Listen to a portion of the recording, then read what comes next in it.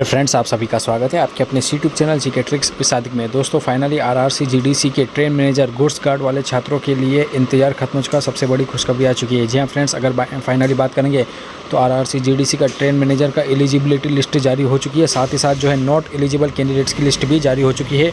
Candidate को यहाँ पर अंतिम मौका मिल रहा है कि यहाँ पर उनके अगर फॉर्म रिजेक्ट हुआ है तो फाइनली उनका फॉर्म एक्सेप्ट भी हो सकता है। लास्ट मौका यहाँ पर कैंडिडेट को दिया जा रहा है आरआरसी के द्वारा। वहीं पर बात करेंगे तो आरआरसी जीडीसी का ट्रेन मैनेजर का एग्ज़ाम जल्द ही होने वाला है। तो देख लेते हैं कि कौन से आरआरसी से अब जो है जीडीसी ट्रेन मैनेजर का एलिजिबिलिटी लिस्ट जारी हुआ है और नॉट एलिजिबिलिटी लिस्ट भी जारी हो चुका है। इससे पहले चैनल पर नए प्लीज़ चैनल को सब्सक्राइब जरूर कीजिएगा और बेल आइकन दबा दीजिएगा रेलवे भर्ती बोर्ड जीडीसी और एलडीसी की पल पल के अपडेट्स के लिए। तो चलिए दोस्तों, हम वीडियो को शुरू करते हैं।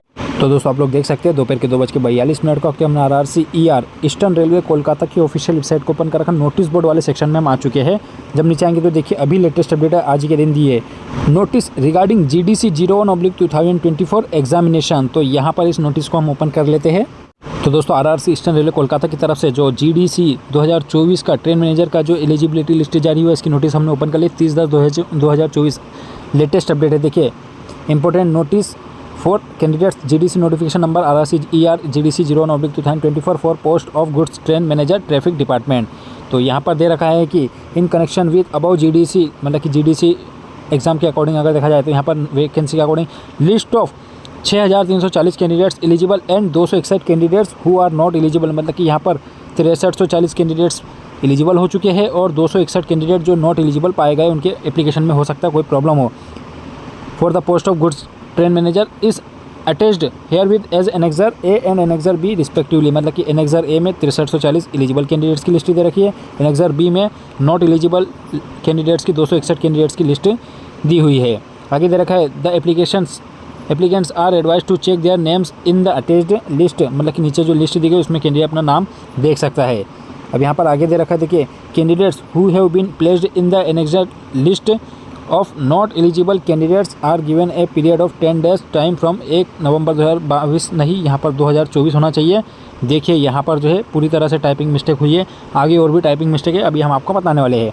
तो यहाँ पर जो कैंडिडेट जिनके 261 कैंडिडेट जो नॉट एलिजिबल पाए गए हैं, तो वो कैंडिडेट्स को आरआरसी जो है 10 दिन का टाइमिंग दे रहा है। 1 नवंबर 2024 से 10 नवंबर 2024 तक के टोटल 10 दिन का टाइमिंग दे रहा है कि वो अपना जो है कोई भी ऑब्जेक्शन अपना ले सकता है, ऑब्जेक्शन रेस कर सकता है, अपील डाल सकता है कि भाई किस वजह से हमारा जो फॉर्म रिजेक्ट हुआ, तो उसके रिगार्डिंग यहाँ पर अपील कर सकता है कि हमारे फॉर्म को एक्सेप्ट किया जाए। मान के चलिए यदि आपने ओबीसी कास्ट सर्टिफिकेट लगाया है तो ओबीसी कास्ट सर्टिफिकेट में आपका हो सकता है नाम चेंज हो या फिर उसका नंबर कुछ चेंज हो या आपकी डेट ऑफ बर्थ में थोड़ा मिस्टेक हो गया, कुछ भी हुआ, XYZ कुछ भी हुआ हो, या क्वालिफिकेशन आपने नहीं लगाया हो, तो इसके अकॉर्डिंग यहाँ पर आपको जो है अपना एप्लीकेशन फॉर्म दे करके यहाँ पर जो है आपको ओबीसी या आपकी क्वालिफिकेशन के रिगार्डिंग जो भी आपकी जो जिस वजह से आपका फॉर्म रिजेक्ट हुआ वो आपको अपील करके जो है अपना फॉर्म जो है एक्सेप्ट करवा सकते हैं। ये दे रखा है to their controlling unit and also to email RRC ER in mail ID RRC GDC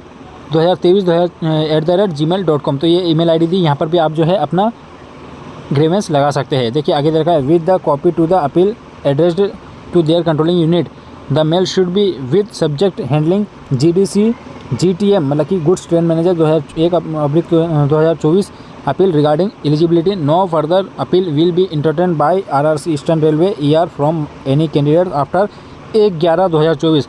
तो देखिए यहाँ पर 1/11/2024 नहीं, आफ्टर बोला है, मतलब कि 10/11/2024 के बाद की बात चल रही है कि 10 नवंबर 2024 के बाद आपकी कोई भी अगर कोई ग्रीवेंस लगाता है तो उसको एक्सेप्ट नहीं किया जाएगा। आगे दोस्तों दे रखा है कि जो एलिजिबिलिटी लिस्ट में नीचे दे रखी है उसमें जो कम्युनिटी स्टेटस वगैरह जो भी जितना भी दिया, तो कैंडिडेट ने एप्लीकेशन फॉर्म में जो फिल अप किया था वही डाटा सब यहाँ पर आपको प्रोवाइड किया गया है। और उसके बाद hence eligible candidates will be allowed for CBT purely on provisional basis. मतलब कि यहाँ पर कैंडिडेट जिनके नाम एलिजिबिलिटी लिस्ट में है तो उनको प्रोविजनली यहाँ पर एलिजिबल पाए गए हैं, वो CBT एग्ज़ाम देने के लिए तैयार रहे। आगे दोस्तों दे रखा है कि जिन भी कैंडिडेट्स के यहाँ पर एलिजिबिलिटी लिस्ट में नाम दिए गए हैं तो सभी कैंडिडेट्स रेडी रहे, उनका जो है जल्दी ही मतलब कि CBT एग्ज़ाम कंडक्ट करवाया जाएगा। यहाँ सब कुछ दे रखा है कि readiness to appear in CBT, मतलब कैंडिडेट को एडवाइस किया जाता है कि रेडी रहे, CBT एग्ज़ाम कंडक्ट होने वाला है। Date of which will be intimated shortly, मतलब यहाँ पर क्लियरली बोल दिया गया है कि CBT की जो एग्ज़ाम डेट होगी आपकी गुड्स ट्रेन मैनेजर के आरआरसी ईस्टर्न रेलवे के द्वारा GDC में, तो उसका जो है डेट जल्द ही अनाउंस किया जाएगा, शॉर्टली बोल दिया गया है। मतलब कि आपका ये मान के चलिए कि अगले 10 नवंबर तक के जो है नॉट एलिजिबल कैंडिडेट्स की जो है ग्रीवेंस ली जाएगी। उसके बाद ये मान के चले कि आपका 15 से 20 नवंबर तक की उनका स्क्रूटनी चलेगी। मे भी चांस है कि आपका 20 नवंबर के बाद ही कोई एग्ज़ाम के रिगार्डिंग कोई नोटिस दिया जाएगा। तो मैक्सिमम चांस यही है कि लास्ट वीक ऑफ नवंबर या फिर फर्स्ट वीक ऑफ दिसंबर, लगभग 15 दिसंबर से आपका जो है एग्ज़ाम कंडक्ट होना शुरू हो जाएगा। आगे दे रखा है the list of allotted centres would be published after getting the information from exam conducting agency. मतलब कि यहाँ पर बोल दिया गया है कि जो आपकी एग्ज़ामिनेशन सिटी होगी, मतलब सिटी इंटीमेशन होगा जहाँ पर आपको जो है एग्ज़ाम देने जाना, तो उसकी सिटी सेंटर की जो लिस्ट इनको मिल जाएगी, सेंटर्स की जो लिस्ट मिलेगी, तो वो एग्ज़ाम कंडक्टिंग एजेंसी मतलब ECET टेंडर जिसको मिला है, तो वो जैसे RRC को इन्फॉर्मेशन प्रोवाइड करेगा कि यहाँ पर कैंडिडेट के एग्ज़ाम कंडक्ट करवाने हैं, तो वो उसके बाद जो आपको इन्फॉर्मेशन दे दी जाएगी। नेक्स्ट सर ये मतलब एलिजिबल कैंडिडेट्स की लिस्ट दे रखी है। देखिए सीरियल नंबर, उसके बाद एप्लीकेशन नंबर, कैंडिडेट का नाम दे रखा है, HRMS ID दे रखा है, कम्युनिटी दे रखा है, डिवीजन किस डिवीजन में काम कर रहा है, और प्रोविजनल एलिजिबल, यहाँ पर एलिजिबल, प्रोविजनल एलिजिबल, सब कुछ स्टेटस दे रखा है रिमार्क्स में। तो यहाँ पर सारे डिवीजन की भी लिस्ट जारी की गई साथ में, मतलब कि जिस डिवीजन में जो कैंडिडेट, जैसे यहाँ पर 4 RRC ईस्टर्न रेलवे में 4 डिवीज़न है। आपका हावड़ा डिवीज़न हो गया, आपका आसनसोल डिवीज़न हो गया, फिर मालदा डिवीज़न हो गया, और उसके बाद आपका